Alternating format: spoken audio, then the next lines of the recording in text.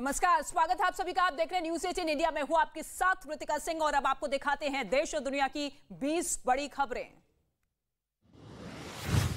लखनऊ के लुलु मॉल के बाहर करणी सेना के कार्यकर्ताओं ने जमकर हंगामा किया। मॉल में नमाज पढ़ने के खिलाफ करणी सेना के कार्यकर्ता प्रदर्शन करते नजर आए। लुलु मॉल में नमाज के विरोध में करणी सेना के कार्यकर्ता हनुमान चालीसा का पाठ करने पहुंचे थे, लेकिन प्रदर्शन के दौरान कई कार्यकर्ताओं को हिरासत में ले लिया गया। शुक्रवार को भी बिना इजाजत कुछ लोगों ने सुंदरकांड का पाठ करने की कोशिश की थी। पुलिस ने 4 लोगों को गिरफ्तार किया। चारों आरोपियों को कोर्ट ने न्यायिक हिरासत में भेज दिया है।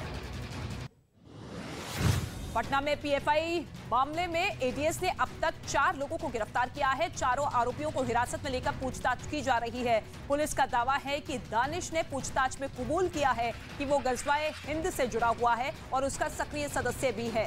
गजवाए हिंद ग्रुप में अगले साल से यानी कि 2023 से डायरेक्ट जिहाद छेड़ने की बात की गई है। इस चैट में ये कहा गया है कि खिलाफत का ऐलान यहाँ के इंडियन मुस्लिम करेंगे।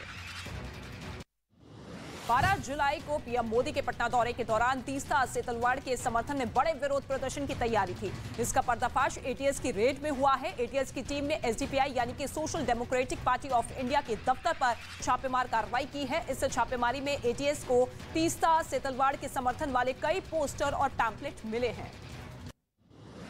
जयपुर एनआईए कोर्ट ने कन्हैयालाल हत्याकांड के तीनों आरोपियों को न्यायिक हिरासत में भेज दिया है। मुख्य आरोपी गौस मोहम्मद, रियाज अत्तारी और फरहाद मोहम्मद को कोर्ट ने अजमेर जेल भेजा है। दरअसल चारों आरोपियों की रिमांड खत्म होने के बाद आज पुलिस ने कोर्ट में पेश किया था और इसी दौरान कोर्ट परिसर में सुरक्षा के पुख्ता इंतजाम भी किए गए थे।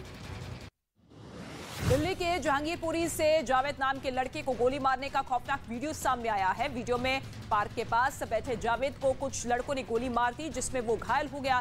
फिर सभी आरोपी फरार हो गए। फिलहाल पीड़ित लड़का अस्पताल में भर्ती है। पुलिस के मुताबिक पकड़े गए चारों आरोपी नाबालिग हैं। आरोपी ने पुराने रंजिश में बदले की भावना से जावेद पर गोली मारी।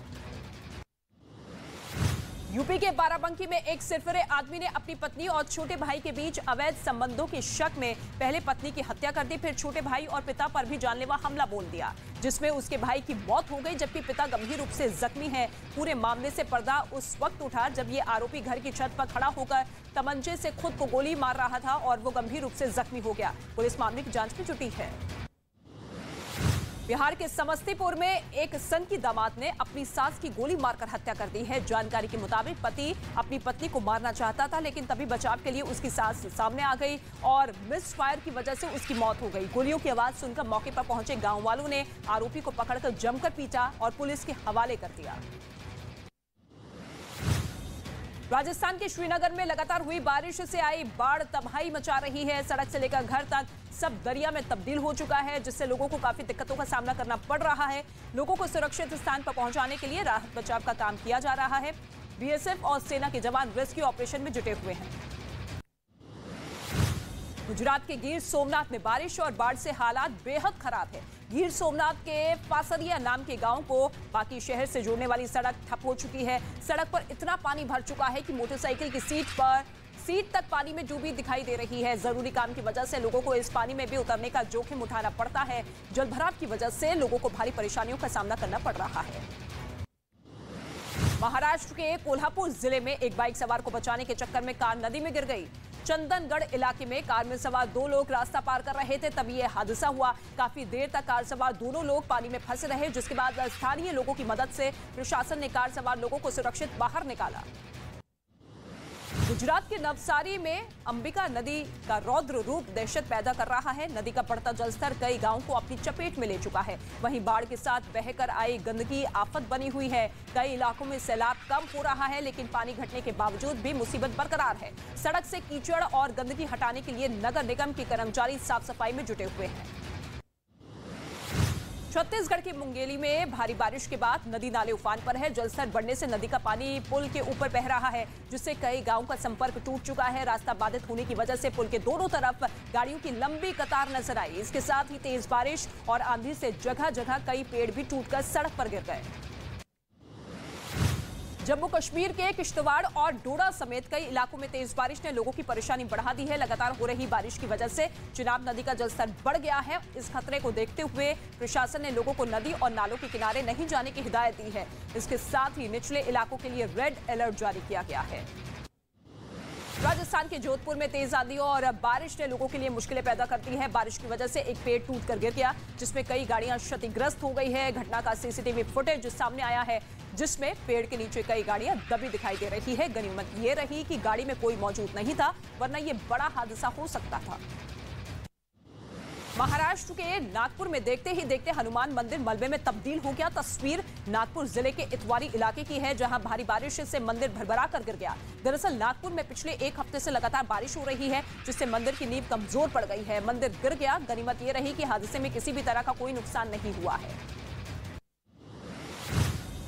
प्रधानमंत्री नरेंद्र मोदी ने उत्तर प्रदेश को बड़ा तोहफा दिया है। पीएम मोदी ने जालौन में चित्रकूट और इटावा को जोड़ने वाले बुंदेलखंड एक्सप्रेसवे का उद्घाटन किया। इस दौरान पीएम मोदी संबोधित करते हुए ये कहते हुए नजर आए कि यूपी की तस्वीर बदल रही है। साथ ही पीएम मोदी ने विपक्षी पार्टियों पर तंज कसते हुए कहा कि देश में मुफ्त की रेवड़ी बांटकर वोट बटोरने का कल्चर लाने की कोशिश हो रही है और ये रेवड़ी कल्चर विकास के लिए बहुत घातक है। श्रीलंका में प्रदर्शनकारी अब भी अपनी मांगों को लेकर अड़े हैं। ऐसे में उन्होंने राष्ट्रपति भवन के पास ही टेंट लगा लिए हैं और वहीं रह रहे हैं। प्रदर्शनकारियों का ये कहना है कि पूर्व राष्ट्रपति गोटाबाया राजपक्षे के इस्तीफे के बाद अब वो कार्यवाहक राष्ट्रपति रानिल विक्रमसिंघे का भी इस्तीफा चाहते हैं। वहीं धरने पर बैठे प्रदर्शनकारियों के पास ना तो खाने का खाना है, ना ही बिजली है, ना सुविधा है, फिर भी अपनी मांगों को लेकर डटे हुए हैं। श्रीलंका में राजनीतिक संकट के बीच पेट्रोल का संकट भी बढ़ता जा रहा है। हाल ये है कि लोगों को 500 रुपए प्रति लीटर के दाम पर पेट्रोल खरीदना पड़ रहा है। लोगों का ये कहना है कि पेट्रोल भरवाने के लिए उनको 5 से 6 दिन का इंतजार करना पड़ रहा है। ऐसे में पेट्रोल पंप के बाहर 5 से 6 किलोमीटर की लंबी लाइन लग चुकी है। पेट्रोल की कीमत बढ़ने से लोग परेशान हैं। फिलहाल कहीं से उन्हें राहत मिलती हुई नजर नहीं आ रही है।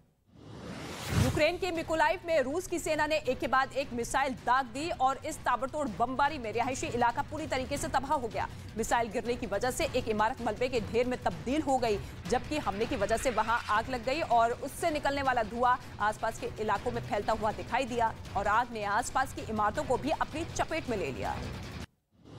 फ्रांस की राजधानी पेरिस में जंगलों में लगी आग कहर बरपा रही है। देखते ही देखते जंगल का 4000 हेक्टेयर का इलाका जलकर राख हो गया है और जंगलों से आग की लपटें उठने लगी। ऐसे में जंगल को बचाने के लिए दमकल कर्मियों में अफरा तफरी मच गई। वहीं हालातों को देखते हुए अब तक 11000 से ज्यादा लोगों को शिफ्ट कर दिया गया है।